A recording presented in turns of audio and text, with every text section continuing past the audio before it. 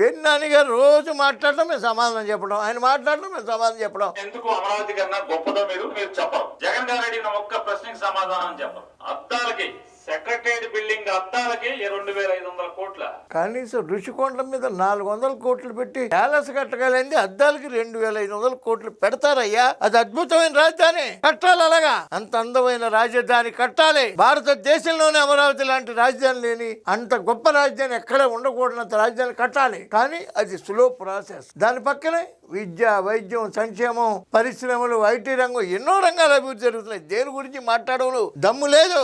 ఏ issue గురించి మాట్లాడి దమ్ము మీకు లేక అమరావతిలోకి వస్తారు. ఏం మాట్లాడితే అమరావతి. అది స్లో ప్రాసెస్.